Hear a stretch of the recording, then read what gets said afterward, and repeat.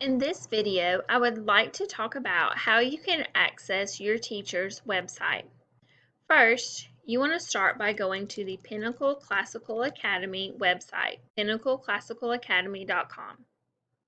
Then you're going to hover over Students and then click Classroom Websites. From here, it's going to take you to a list of all of Pinnacle's teachers with links to their websites. If you scroll down to grade 6 through 12, you will find a picture of your student's teachers. If you click on my picture, Kelly Barger Math, it's going to take you to the middle school website. The middle school website is a hub of information for all of your middle school teachers. On this first page, you will find lots of helpful videos, updates. So this first one is helpful even if you're not a virtual student. They're helpful videos to show different things that we're using in the classroom also, so I encourage you to watch those. You have a copy of the back to school forms, a helpful tutorial on using Kami and Pick My Kid, and then a reminder about lunch. So anytime there is middle school updates, you will find those here on the main middle school page, and we got to that by clicking on my name.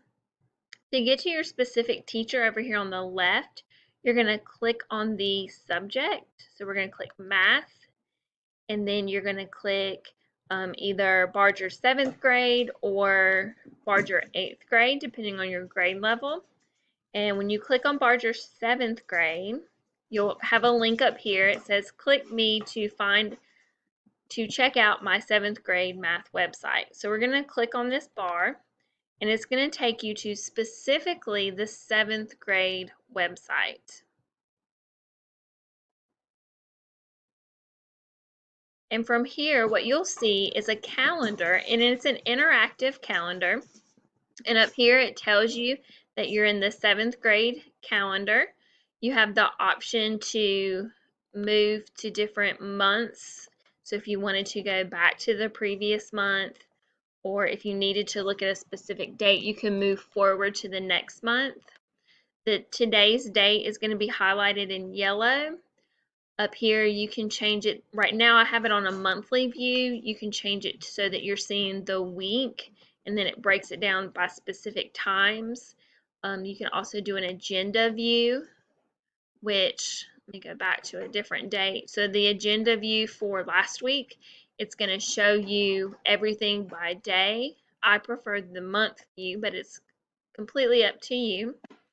And then within each day, you see the assignment your student completed for that day.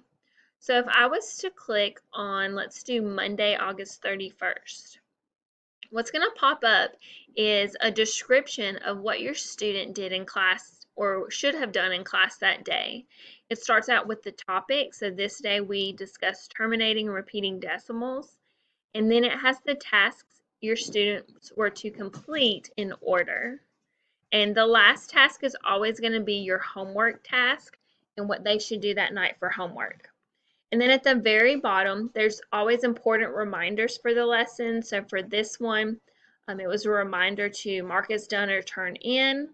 If it's an assignment we do via Kami and the student needs to turn in using the Kami extension, there would be a reminder here with those details.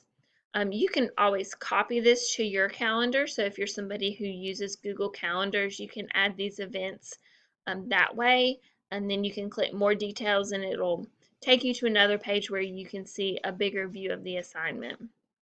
So you can always go back. So if we went back to August, we can see the assignments for each day in August. And then if there is a test or quiz coming up, you would see that. So if we click on this one, you can see we have a test coming up on Wednesday, and then what's included in that test. So that's a great way for you to keep up with what your students are doing each day specifically.